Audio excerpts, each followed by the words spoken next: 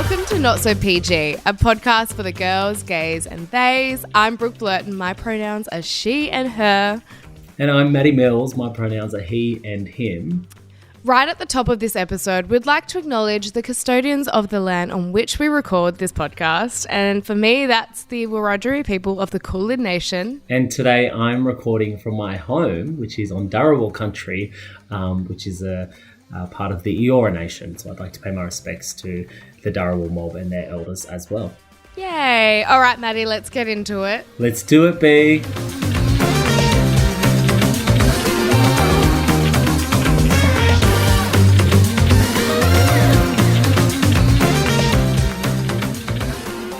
All right, B, tell me, what have you been up to this week? A lot.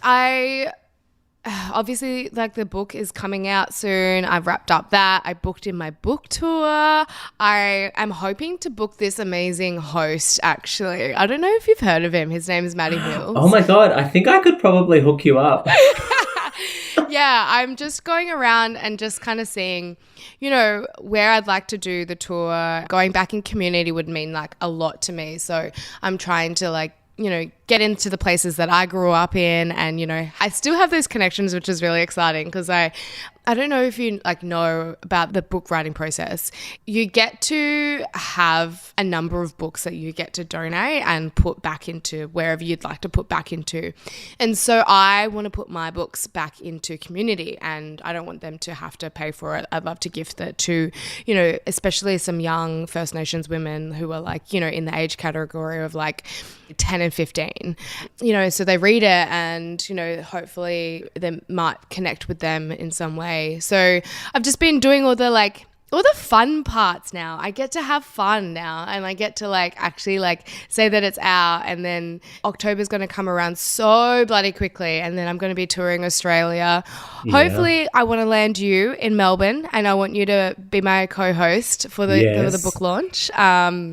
I'm super excited about that. I was like, when you asked me, I was like, oh my gosh, of course. Like, I would love to be able to be there for that moment for you and support you in any way that I can. I think it's going to be like an incredible moment for you, but it's also going to be like an awesome moment for everyone who has followed you on your journey, you know, mob or not mob, queer or, you know, straight, hetero mob, you know, straight. You know, I think it's just like a really exciting time for you, and for you to be able to, as you say, like, rewrite your story. It's super, super exciting. Yeah. But other than that, I've just been cruising along. I've been really coming into terms with, like, moving out of, like, the Bachelorette and really finding myself and my, like, I feel like it's like opening, you know, like a flower, and it takes a time to, like, bloom. Mm-hmm. I feel like I bloomed when I was a Bachelorette, but I'm like I'm expanding. Yes, love that.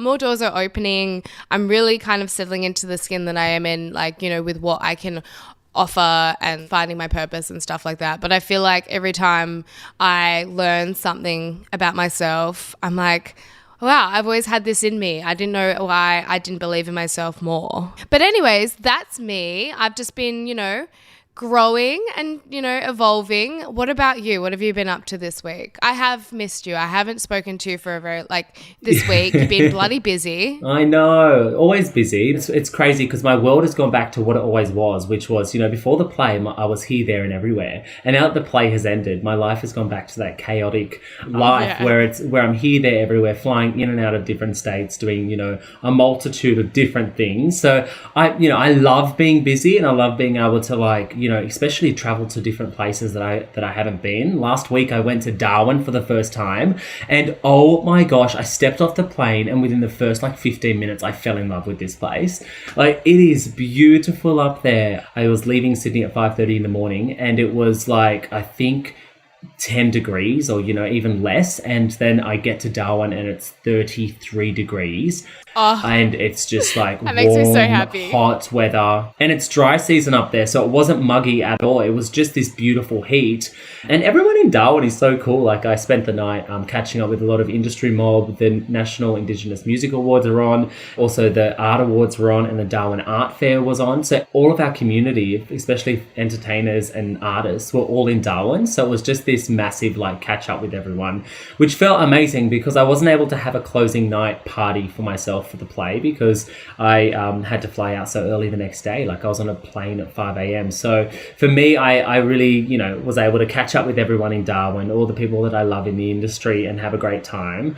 And then, you know, flew straight from Darwin to Brisbane, and I was in Brisbane and I met up with the wonderful Anita Heiss, who's like this incredible author. Yes. Yay. You know, she is just an incredible author, but she's just so like brilliant and smart woman. Like she's so intellectual, and I love being able to like have combos with her. So I was up there to chat with her for her new play. Like she's the first time she's ever transcoded a book from a novel to a play. She's done that for her book Titters, and I was able to meet with the cast of Titters, which is, you know, Shakira Clanton and other real deadly actors, and it's directed by a, you know, First Nations female.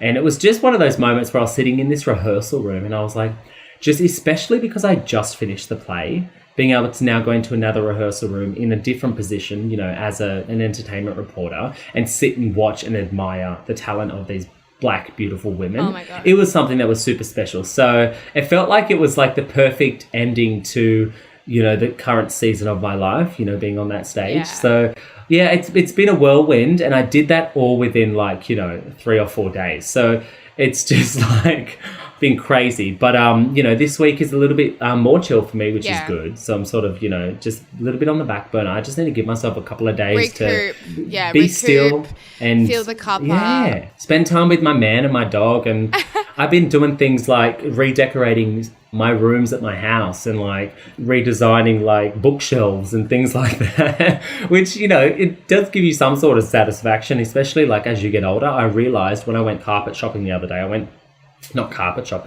rug shopping. And I went and I was looking at all these different rugs, and I was like, okay, I've got to this point in my life now where I'm like getting like excited to go and look at rugs. I'm like, oh, yeah, I'm proper old fella. No, that is like my pastime is going furniture shopping or just decor shopping. Do you call it decor or decor? I say decor. You know what? I had a moment today where I was in a shop, and I was in the shop for 2.5 hours walking around in circles, and I was the only male in this store. Like all the other customers were females, and I was in this store and I was walking around and it looked like I was just lost because I'm trying to like think about the colours that go with the new rug that goes with the new lounge. So I'm trying to like figure out how to like style a room, and I was thinking to myself, if I was ever on the block, like I would fail. That must be hard. Like, seeing that you've been on reality TV, would you ever do like The Block or like a building or like a home reno show? Yeah. So my favorite pastime when I'm on TikTok or when I'm on YouTube and I just want to like, if I can't sleep, sometimes I can find myself in a YouTube hole. It's always renovation shows. Like, I mean, like it's how to render or it's how to weatherboard. I've learnt so much of YouTube.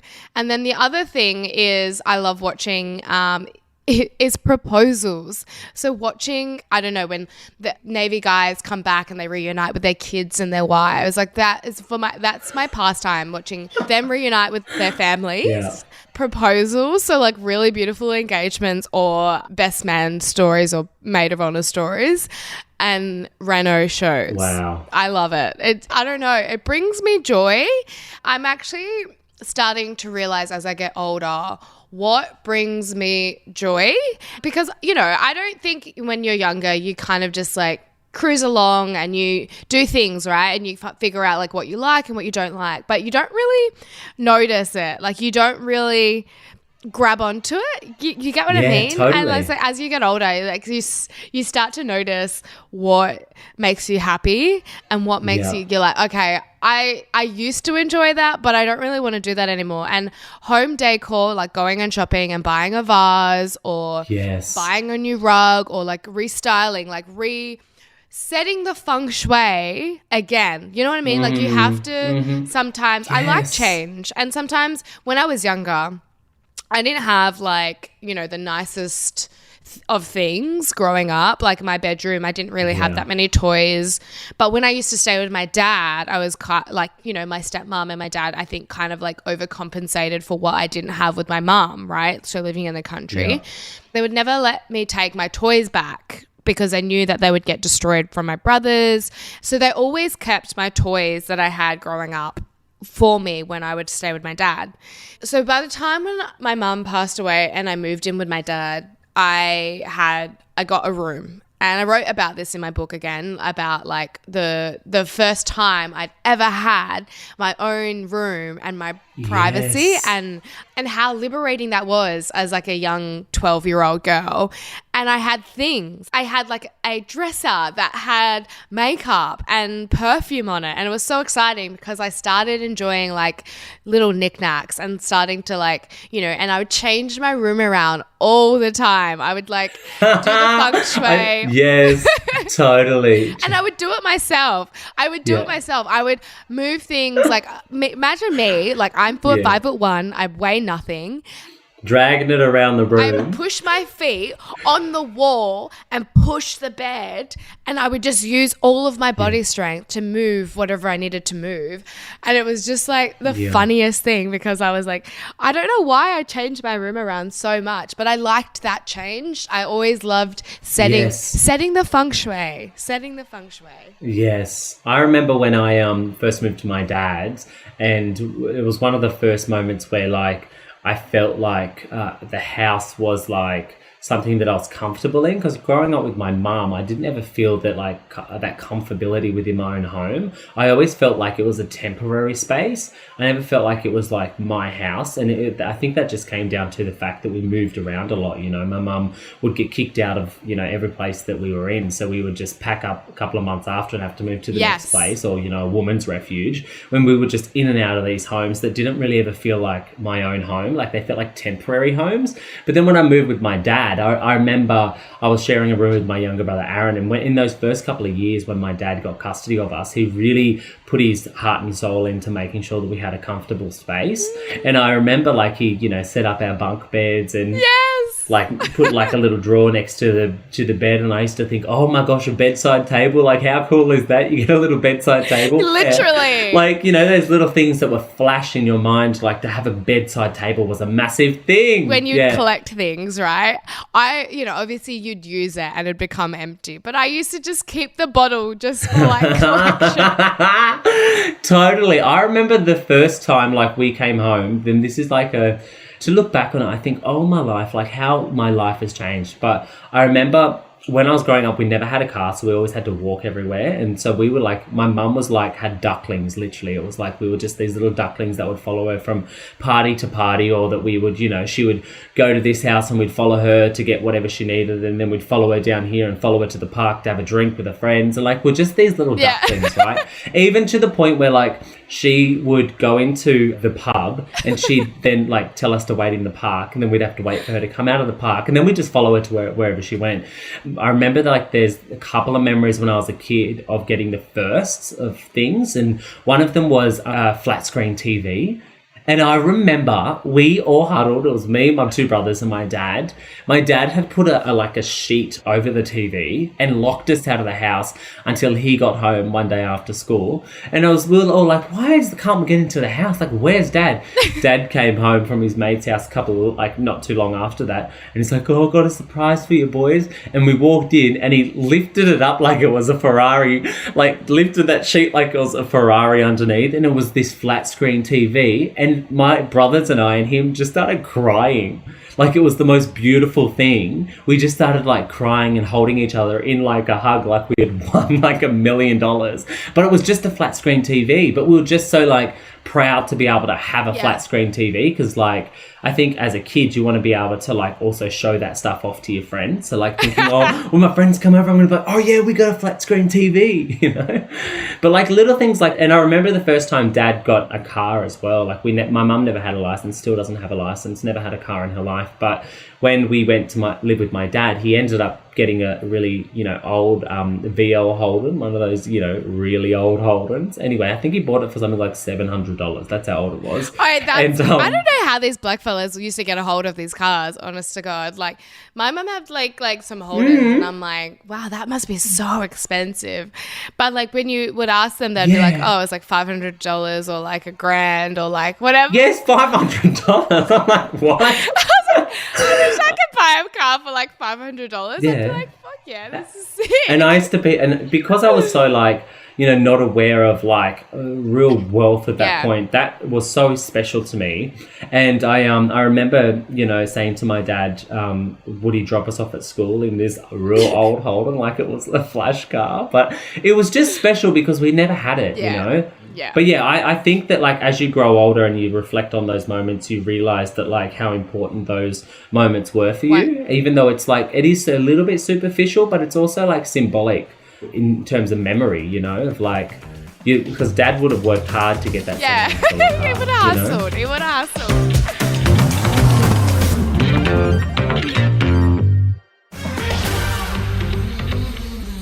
In my life was teaching me how relationships were.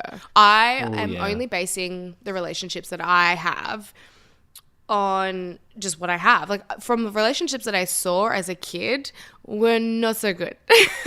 No. So, I had to set the precedent. Yeah, exactly, right? So like I grew up with a lot of domestic violence. So relationships that I saw weren't the most healthiest, quite toxic, quite abusive. And so I sort of like wanted to set the precedent. But so I just kind of like, watch movies and like learn, what I kind of wanted. And maybe I fantasized a little bit, of what love was, as you do as a kid.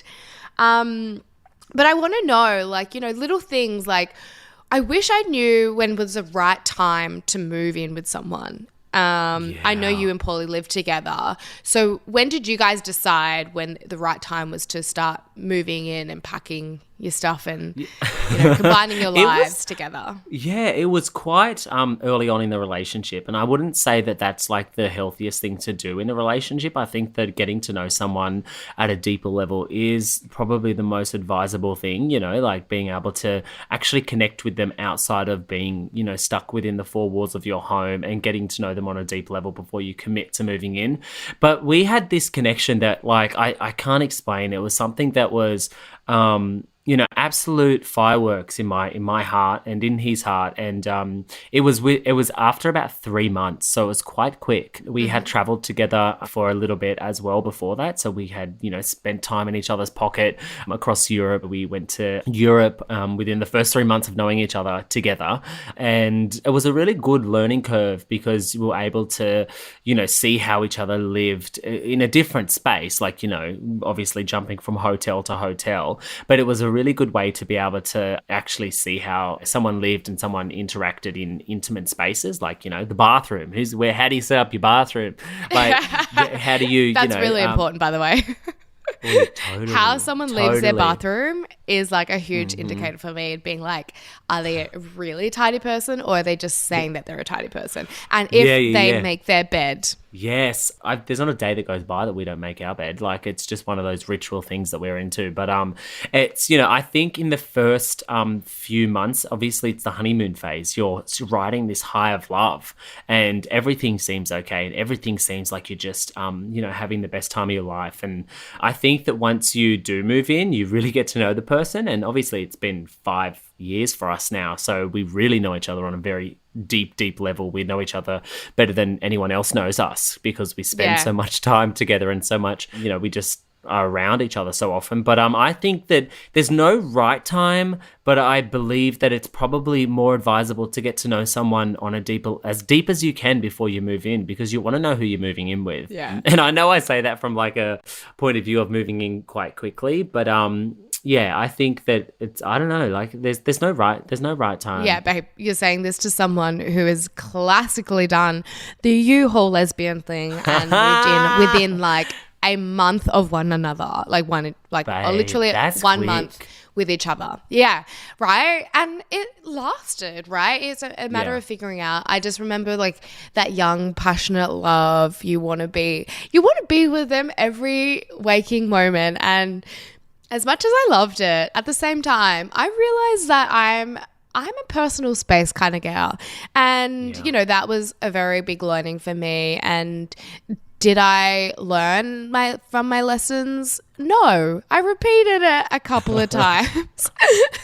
And, you know, and I feel like, you know, I've even done it with one of my ex-boyfriends. We moved in one another, got together in December, moved in with one another in January. So, you know, I have done it all, I feel like, in that, you know, moving in space. But I'm a very... Can I ask you a question? Of course. Did you feel pressure after, obviously you've been, you know, being with someone on a national TV show, did you feel pressure to then have to move in with them because you felt like that's what society wanted? Otherwise there were rumors that you guys weren't together, or, you know, like did you feel the pressure of having to live with someone after being on a show like, you know, The Bachelorette? After The Bachelor was different. After The Bachelorette was... Yes. Yeah. So after The Bachelor, I was like, just get back into normal life. I was not looking for love. And then I, you know, met my ex-boyfriend, Nick, and we moved in on based on a convenience level. I know that sounds so idiotic in some way or so irrational, but we moved in because we were like 50 minutes away from one another, and I wanted more space. I was living with my best friend Tess, and we just wanted more space. The house that we were living in was so tiny for like 3 of us. So we decided that, you know, we wanted to take our relationship to that next level. And so we decided. Was it the smartest decision? Probably not. Now, post The Bachelorette and that pressure of moving in with one another, absolutely felt it.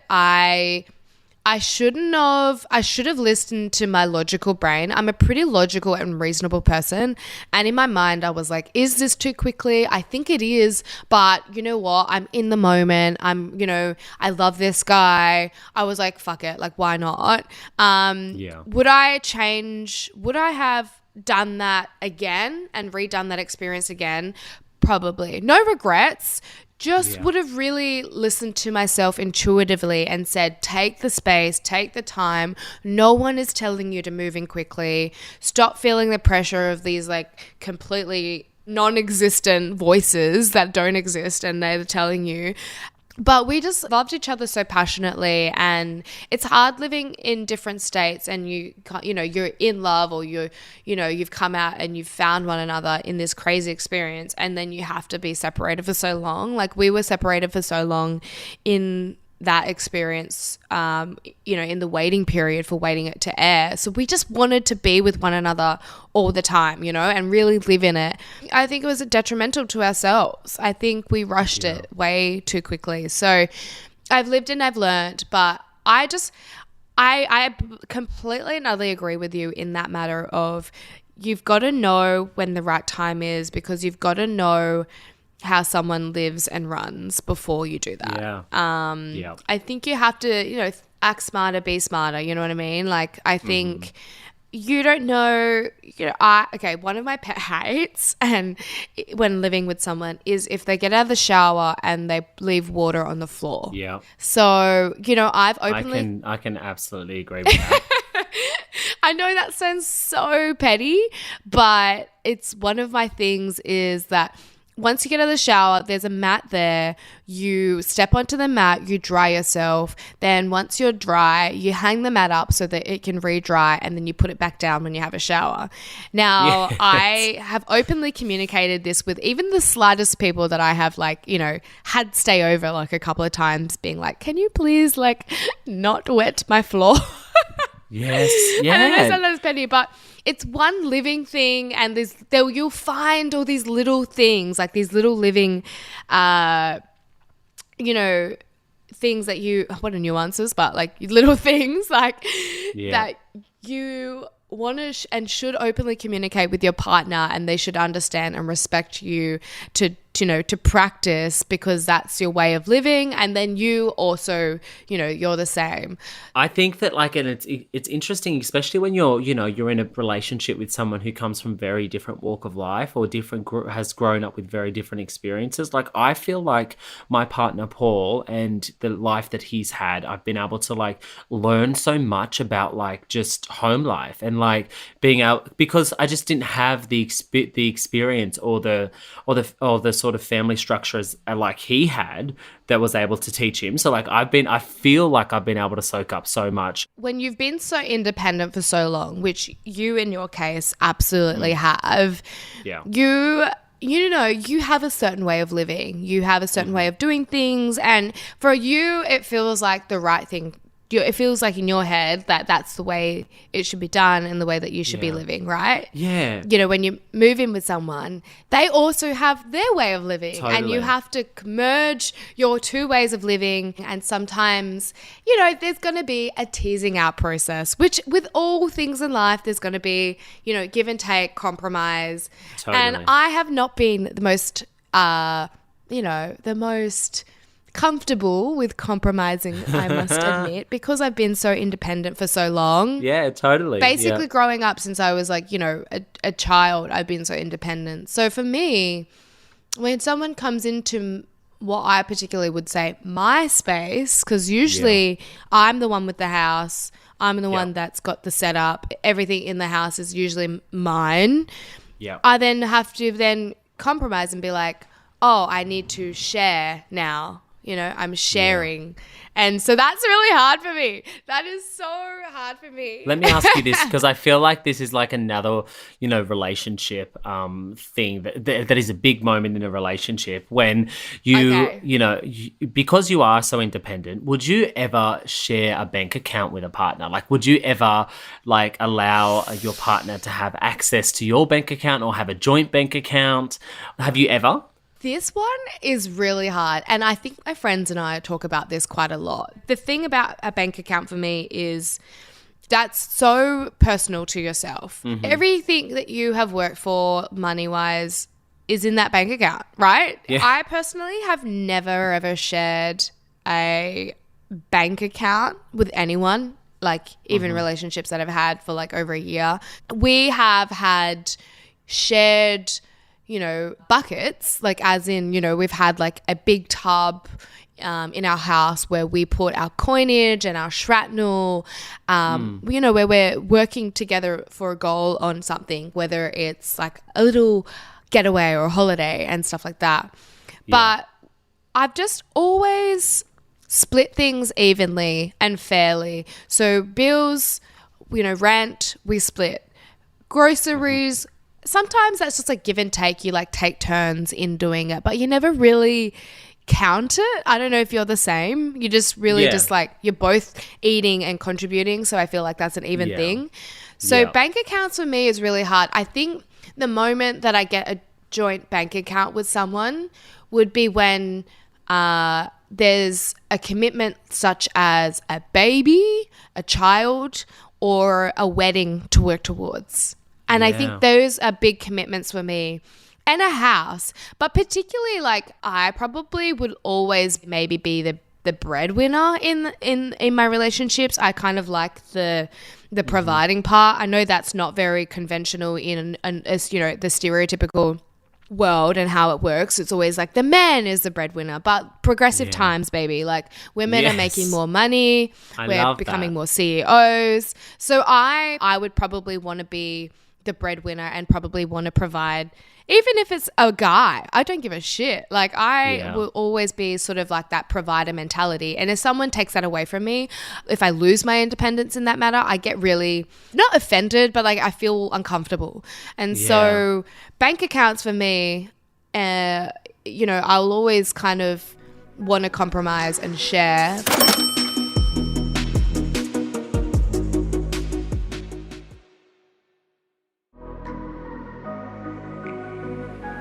So you guys live together now. So do you guys share a bank account?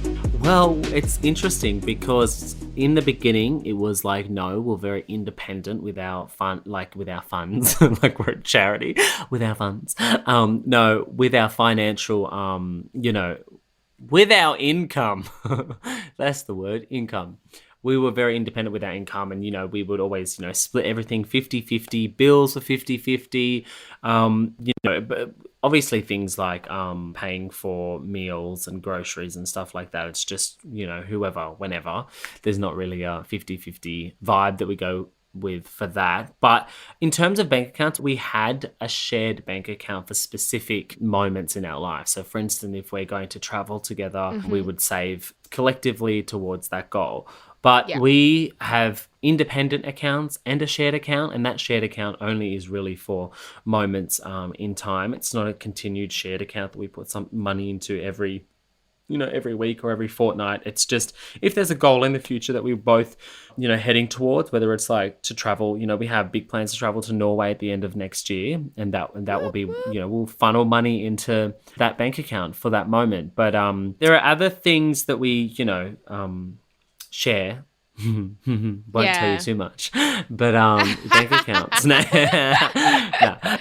accounts. Not exactly. We have a shared account that we use for specific goals, and that's it. And I think that's really important because money independence with your own finances is super, super important. Especially for me, I find that like everything that I have, every single dollar that I make, I have to work extremely hard for. So, I love being able to hold on to that with two hands. And the reality is that, that money that I make isn't just for me, obviously funnels down to my family as well. Constantly supporting, my family through the ups and downs of their lives. So, yeah. That was actually my segue into my next question, which is actually quite another matter that's really important, right? When should you start preparing your will? Ooh. I know that took a turn. Bit morbid. I know that took a turn. But I was thinking about this because on the topic of bank account, and we'll keep it lighthearted after this. I just want to touch on this for like a split second. Okay. Because I have assets now, right? I have a car. I'm about to have a house. And I've got, things that are like, I've got income streams, and I'm sure you would as well from different things. Yeah. And so I'm starting to build my assets, I pay a lot of tax, and I have a family that if anything was to happen to me, which I actually think about, because when I think about my mum was only 34 when she died. My sister was 33.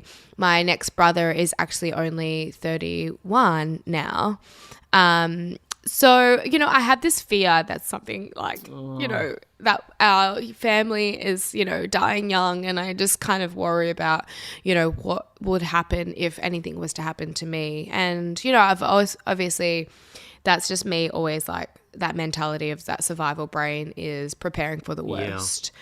And so I kind of considered and thought about when was the perfect time, or when should you start thinking about your will. We already know that unfortunately Aboriginal and Torres Strait Islander people have a lower life expectancy of about 10, 20-year gap between, typical white Australians. So I have to think about these things, right? And you wouldn't, a normal, typical person wouldn't really think about these things, but I do. So I think, I might start kind of just like collating my assets and, and thinking like, if anything would happen, how would I spread them? Yeah. I know that's so morbid, but is there a perfect time? I don't know. Like, is 27 too young? I would say so for the average human being, but because of your life experience, I think it's very normal for you to be having these thoughts and the things that you've gone through. But like for me, I have never thought of that. I've never thought about my will yet. And I think that that's just maybe because I'm not rich enough to be like, where's my money gonna go? Where is it gonna go? Because like what? I know. But also, what about your final requests? Yeah. Like, what about like I've only thought about this recently, right? It's been a year since my sister's passed. Wow. And I was thinking about her life request, and I had to, do her funeral, and I had no idea what she would have wanted because I didn't have it written. I didn't have anything in writing. I didn't have anything that I could go off that would, even just like what her favorite color was, because I did know my sister in, knowing her and growing up with her. But at the same time, I didn't know what she would have wanted. Yeah. And for me, I think I would want to make that experience much easier for my family because I had done that, and picking flowers and caskets was awful. It was fucking awful, especially being in quarantine away from your family and being isolated by yourself. Wow. I just never would want that for anyone. Yeah. So I just would want to make that experience. It's never going to be enjoyable. I know that's kind of, I'm taking this down a morbid road. I'm sorry. No, it's okay. But I would want to make that experience a much more easier process for my family. And if they had my requests, in writing as I've gotten older and as I have evolved, and if anything was to happen to me, I would, want to make sure that they're looked after. That's the reality of my life. Wow. I know, other people might feel the same way, but other people might not even have that as a concern or a thought. Yeah. I know that it's not very normal. Well, it's unique to your experience, and that's like, gosh, I just feel like sometimes when I think about all that you've been through, like, gee, I feel so proud of you. I'm just like, you're so deadly. Like, you're just one of the most incredible people. Like, seriously. I love you as well. If even just like songs, I just would want to make sure that I'm picking the right song for them. That's it. Like, if you had, I want to go out with Diana Ross. Ooh, go on then. Which one? I'm coming out. I want the world to know. And I'll be up there going like. And they're like, is she gonna pop out of this casket? What about your hair? You should have a big Diana Ross afro, and you can be like, I'm coming out. Babe, if I'm going out, I'm going out big.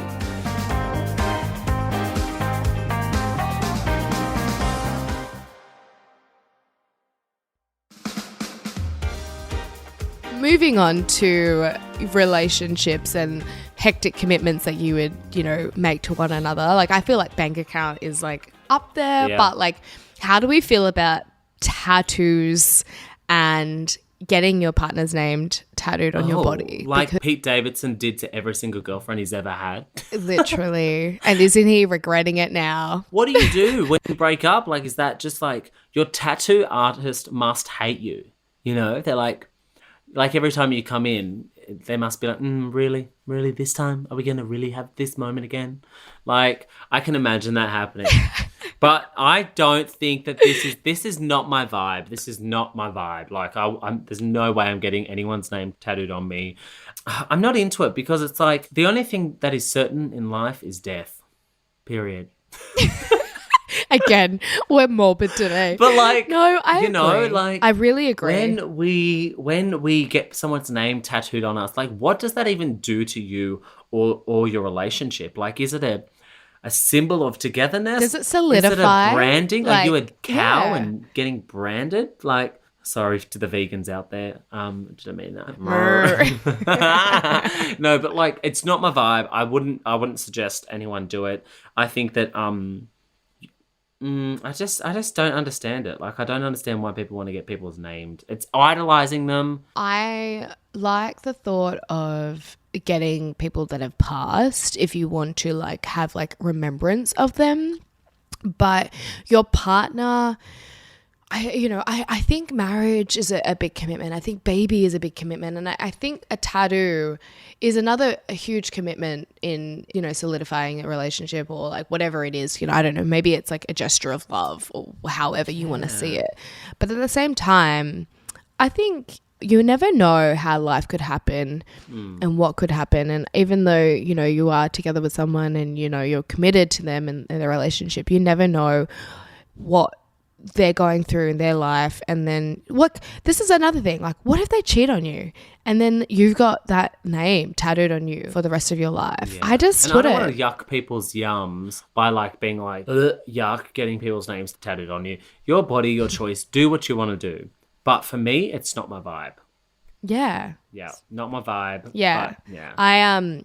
I got K and Q recently like tattooed on me, and the K and the Q represent for me that, you know, you can be a queen, you can be a boss ass queen, but you can also be your boss ass king to yourself. Yes. And for I me, love that. that K and Q represent not.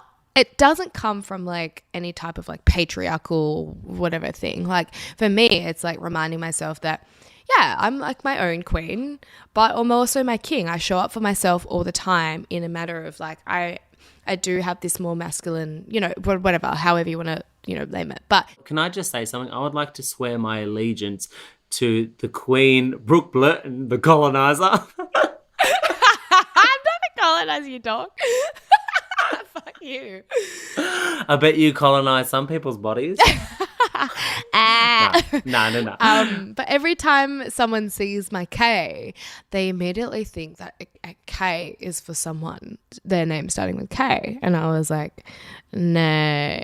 So yeah, I would not. It's not my vibe. Actually, talking about cheating, right? Because I have a couple of tattoos on my body, and there have been times where, you know, I have had friendships and we've been like, oh, let's get matching tattoos, like as friends. Yes, I love that. Love that. Yeah. Never get a letter. I think getting some sort of like symbol, like even just like a B or something like so small, for me, like that's enough.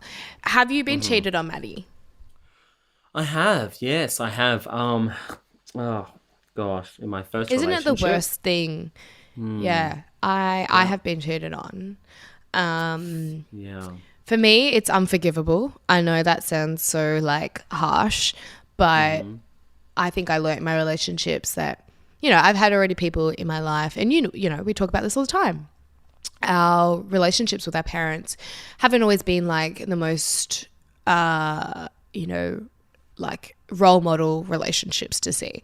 And, you know, I saw my mum has 5 different kids to 5 different partners. So, you know, monogamy wasn't really a thing. And, but I truly believe in monogamy, but I'm also very open-minded, about how I am in a relationship. So, you know, I've experienced it all. I personally would love to be with someone and then, you know, be with them all the time, like forever, and just them, because that's how I feel, like that's how I thrive and that's how I love relationships. I am about second chances in life and like learning from your mistakes and then not repeating them. But at the same time, like cheating and then lying on hiding it is yuck. Cheating and then being honest about it, I'm like 50-50. Yeah, totally. I think that like it's a really hard thing to forgive, and it's actually happened to me twice. One I was in a relationship with, and the other, like I felt like I was in a relationship with them, and then found out that they were dating a person across the other side of the world while we were in a relationship. It was very odd. What would be the point of that? I have no idea. And then they moved to the other side of the world and live on the other side of the world now. So I'm pretty sure that like they went and found love with that person, which is totally fine. You want to know something funny about this story? Yeah. You know what he said to me one day? He goes, oh, I really want you to meet my parents, but what we're going to say is that you're an AFL player. And I'm like, what? He's like, yeah, I told them that I'm dating this Aboriginal guy who's an AFL player. I'm like, I don't even know how to play the sport. What am I going to say? Like, how am I going to have this conversation? And he's like, well, you're just going to have to go along with it. And I was like, that was the first time that I was like, this motherfucker like wants me to lie to his parents about what I do. And this is when I was working in social work. And he was like, oh yeah, we'll just say that you're an Aboriginal AFL player. I'm like, nah, Unc, no. What position did you play and who did you play for? I played top and I played for the men. I would have literally said to his dad, yeah, I play top. Sometimes if desperate, I'll play bottom. And I play for the men's side. Let's talk about love. So we're talking about, you know, cheating and the yucky feels of when someone betrays you. But let's talk about love. Who was the last person in your life that made you feel loved? It's tough. It's a tough one, but I think my friends. I was going away for a work trip and we all had dinner together and they made me this booklet with all these photos and they wrote all these beautiful little messages of support for me in this booklet and put all of our favorite photos in it. And that was like, it made me feel, again, so loved. These weren't just messages like, you're so awesome, Brooke. Like, these were messages, like particular things that they have noticed about my personality and me and who I am and have acknowledged that and appreciate that. And it was really special for me because we were all at dinner and they did the whole tinky glass thing and we have a little gift for you. And I just felt so special. I was on top of the world and I realized, wow, I'm in Melbourne, across the country, away from home, away from my family. And it felt like I had my family there and they are my family, they're my friends, but at the same time, they're my community. And that was the last time I felt loved in a way that I was like, I'm going to be okay living away from home because I've got them. And when people do special things like that, I never ever take them for granted. I think they're truly so special. Yeah, so that was me. And I'm going to have that whole memory and that book for life. So that's really special. I'll always have that. But what about you? Who was the last person who made you feel very loved? I think I have the opportunity to feel love a lot in my life because obviously I'm in a relationship, a committed relationship, but also just I have so many great friends. I have so many people that I feel that support and love me. But the most recent, I think, would have to be Paulie. And it's funny because with Paulie, and this is super corny, but he has this effect on me that when we kiss, I have all these feelings and these slow motion moments. And so I know it's funny because I've been told that I had that on somebody else in a previous relationship, and that person never had that on me. I never had that feeling when I was intimate with them. But with Paul, I definitely have that. It's such a weird emotional moment. And so anyway, why I'm saying that is because I'm obviously recording today at home, and when I was like, I'm going to go upstairs and record the podcast, and then he kissed me, and I was like, oh, all those feels, and I was like, oh my God, settle down, I need to go and record a podcast. Yeah, ease up, Paulie. Don't get him too excited. Yeah, ease up, ease your turbo. I got to go and do this work thing. But no, it's definitely him.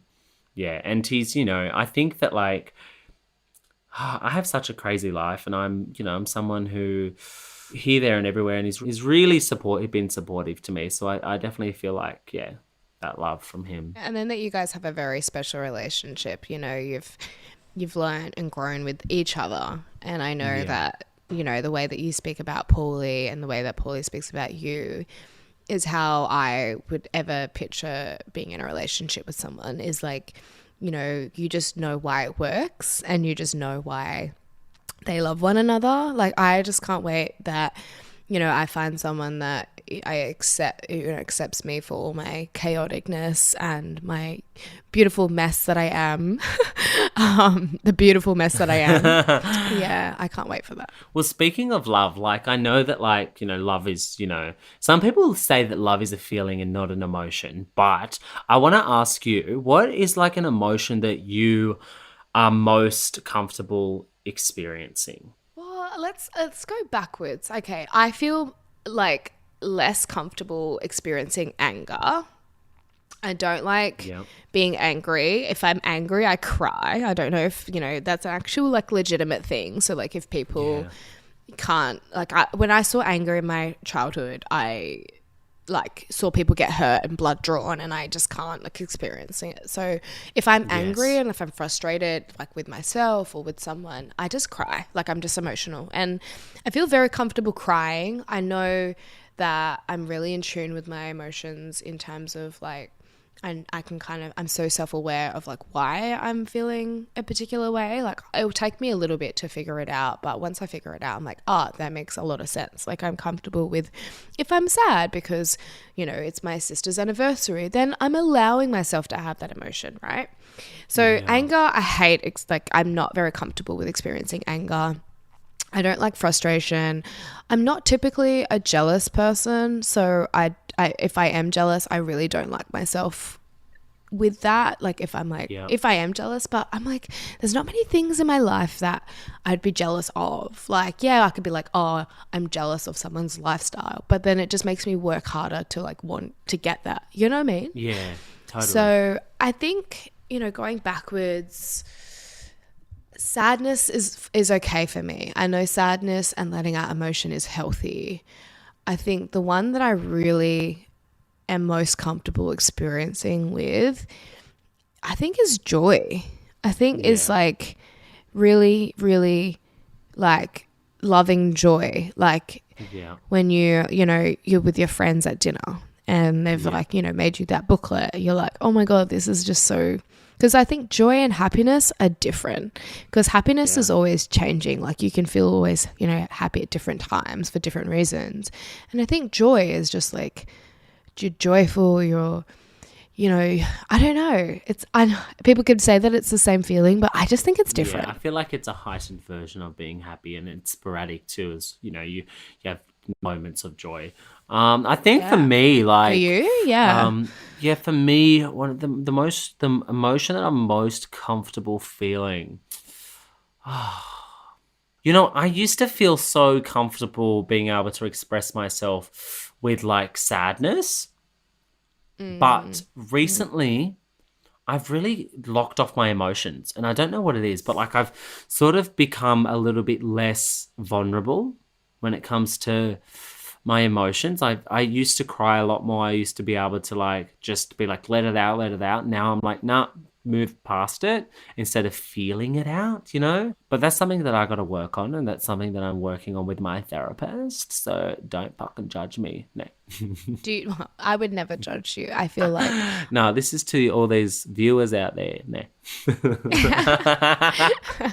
Therapy is important, and that's what I want to say. It's like I've recently started therapy, and I've been having such a good experience with it, and it's something that I want to consistently do, because I find that in my career and in my life, I hold a lot into myself, and I don't express myself a lot. You know, on this podcast, has been a great platform to be able to have, you know, conversations that I would have within inside my own brain. And that I think you go through waves, Maddie. I think because I think when you feel like sometimes you have to be a little bit more protective of yourself, and it might not be so clear to yourself in that moment, being like, why am I doing this? This is not how I would normally deal with things. This is not how I would normally be. But sometimes we have to, like, you know, like go within ourselves just for like a short period of time. Totally. And then it allows that space and allows that, you know, to rejuvenate, and then we're able to give out. So sometimes you might be just going through things and just trying to figure yourself out, or you might have, you know, at times you may not have noticed that you felt like you put yourself out there and you didn't get what you wanted back. And so maybe you're like, you know, you're kind of worried, or you're skeptical, or you're, you know, I feel like I go through that all the time. And I think I get really beat up about I get really down on myself about it, because I'm like, I beat myself up. I was so out there. Yeah, I was like, I was so out there. And then I get really disappointed in myself. And I hate that. I hate being disappointed in myself, because for me, that's like, that's in my own head. That's me being self-critical. I've got to ignore the voices in my head. I'm not, I don't have literally voices in my head, guys. I'm actually okay. But, you know, the noise gets louder. Louder. But yeah, I think that there was a specific moment for me, and I remember that it was when my nan passed away, that like after that moment, and this was only a year and a bit ago, like it was April last year. So it wasn't too long ago. But like I remember the moment where I felt like I sort of switched off those extrovert characteristics that I had, and I was like, nah, I'm going more into myself. Yeah, but I think that like you give such great advice, so maybe I'll just be sessions.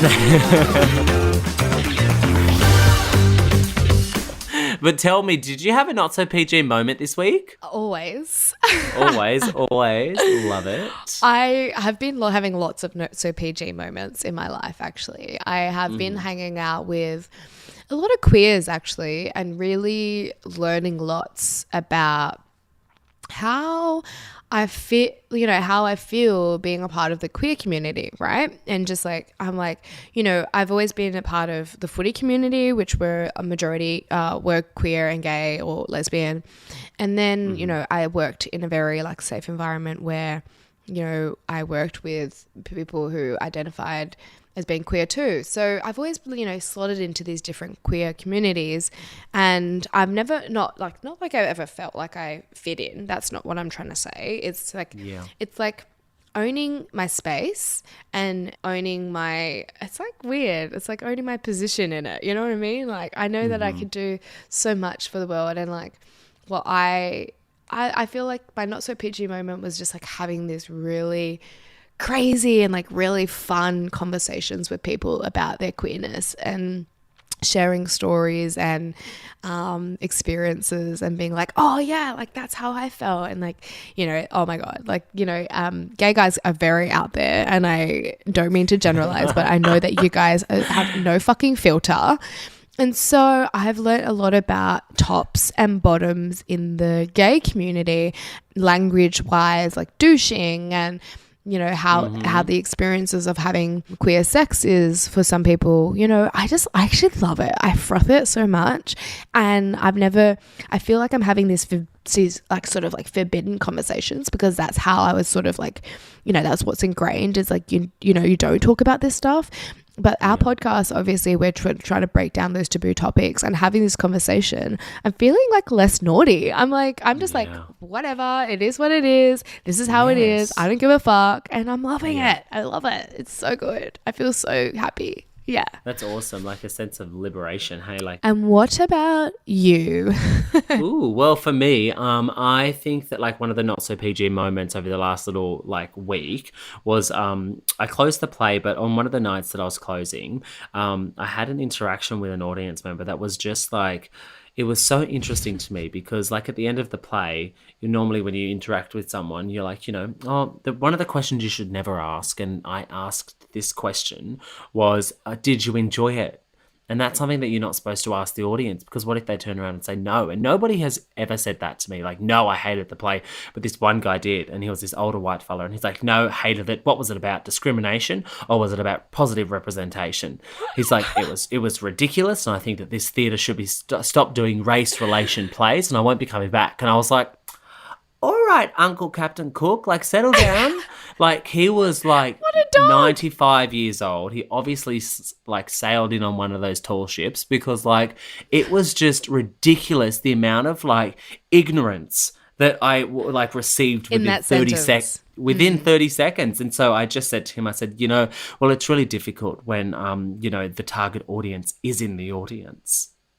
Boom. And he was like, and he's looking at his wife like this, and he's like, well, thank you. Yeah, all right. He just trotted off. But like, it was just one of those moments where I was like, I'm standing up, like I'm standing in my power as a First Nations man, even though this story is really about, the positive representation and the unique discrimination of, Asian Australians. I was like, now this white fella can't stand here and say that he just watched an hour and a half of this play and doesn't understand what it's about. Like, that's just total ignorance. And it's just like, I just felt super, proud of myself. I walked backstage, and after that moment, I was like, you know what? I just stood up to this white fella who has pink dick syndrome, which means that, anyone with a pink dick thinks they're, at the top of the hierarchy. Not for much longer. Bye. I'm proud of you. I'm proud of you for owning your space and taking that power. I'm also, people say that racial discrimination or racism doesn't exist. It still fucking exists till this day. Oh, please, so just remember that, people. Like, it's not a thing that happened yesterday. It still happens. Anyways, on that note, I'm really proud of you. I think you've done an amazing job at the play. I wish I saw it. But I know that that's just like the first chapter of this book. I know that you are going to do amazing plays from this, and you're going to send out these beautiful messages, as you do already with this podcast, with me, with, our friendship and anything that you do. I just love you and proud of you. And yeah, fuck the haters. Fuck the pink ding soon. Fuck the pinks. Pink dink. Pink dink. Pink. So it's you start making me say it wrong now. It's pink dick syndrome. And that's for all those pink dicks out there. You know who you are, you white fellas. I don't even know if we can say. Fuck it. Well, anyways, that was a really good episode. I feel like we touched on some really deep things. We did go morbid there for a split second, but we're not afraid to go a little bit dark because you know what? It's life. Life is not linear. It is right? all a part of our experiences as well. Yeah. What an absolute treat to be able to catch up again this week, love. Love you. Love you. See you next week, guys.